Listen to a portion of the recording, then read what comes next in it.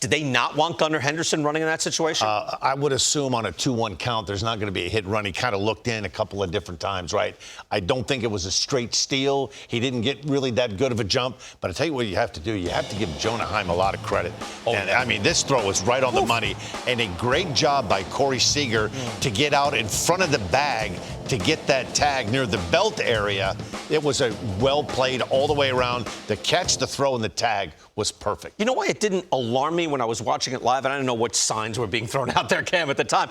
But in 2023 baseball, they steal bases at an 80% clip. So it's not the worst percentage play. I guess they didn't want to do that. What would you do? Yeah, it wasn't the worst percentage play. It just as you watch the play develop and unfold, he didn't get a great jump. So what you would want a hitter to do right there, unless it was some miscommunication on a hitting run, you just take a couple steps and you shut it down because you watched him. That's not a great jump right there. I think he'll tell you that wasn't his best jump. And then you got a guy like Jonah Heim behind the plate who defensively is just as good as he is offensively as well. I think we don't talk about him enough behind the plate, what he does behind the dish, the way he blocks the game up, the way he controls the running game. So I think right there, Aaron Hicks, too, is the guy who sees a lot of pitches. You want to let that at-bat play out. You get a leadoff knock. You put the pressure back on Texas' team right there, right? Leclerc, he's good, but he's not just, locked down as we've seen. But, right there, you just kind of take the bat, you take the momentum, and you suck the wind out of that crowd and out of that stadium. And I think it was just a big play. And again, maybe it was miscommunication. The fact that he did look in a few times almost made me wonder if it was a hit and run. But like you said, it wasn't a bad idea when you look at the clip that stolen bases have been stolen at this season. Right. Now, let's get beyond analytics. I go beyond analytics.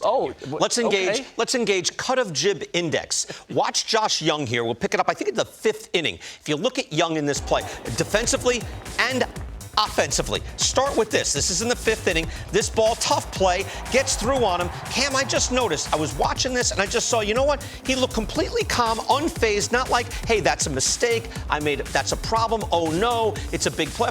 Look at how cool and calm he is. And you know what? It was not a mirage. Next play, there's one, there's two. He starts an around the horn double play. Yeah, that's what you want to see from your young guy. The poise, the calmness, and then the demeanor. And the bat is on his shoulder. He's so calm. Next inning, hits this bomb. Yeah, beautiful. I mean, 2 extra base hits his last 2 games, 2 big ones at that. And that's what you want to see. Just amazing play. But that play right here, that's BK, this was not an easy play to pick this up off the short hop, moving on the run to throw a strike to second base.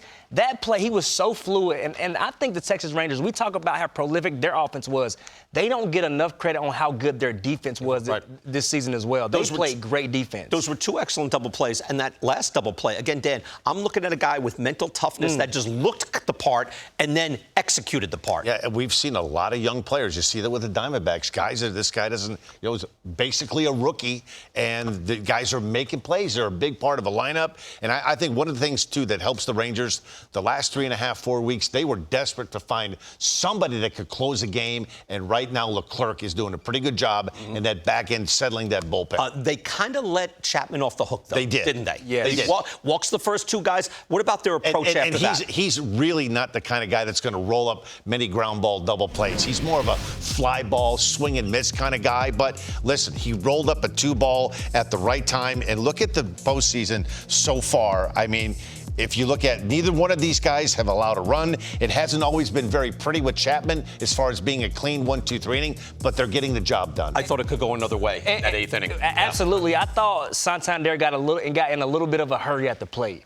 I think the moment kind of got to him where he really wanted to do damage. The righty on lefty matchup. He knew that Aroldis Chapman was going to try to come in the zone, was going to try to attack because he was struggling. But again, that inning, they let him off the hook, but they also let Josh Sborz off the hook as well. He got erratic early, and they couldn't get something going in that inning also. So they had their opportunities, their chances. The team that were, tied for the league and comebacks this season couldn't find a way to come back tonight. And that's just, you got to give Texas Rangers a lot of credit. 16 punch-outs. You know how you overcome that? One thing that I want to continue to watch, the teams that have won the home run battle have won the most games. 85% the last 5 years, teams that have beat their opponents in the home run battle have won baseball games. So we see it continue to show up right now. Teams that are hitting the most homers, they're winning the most games. I like that. You're done with small ball. I like that. I'm getting you. You're turning me a little bit. OPS. Let's go. Drive the ball out of the park.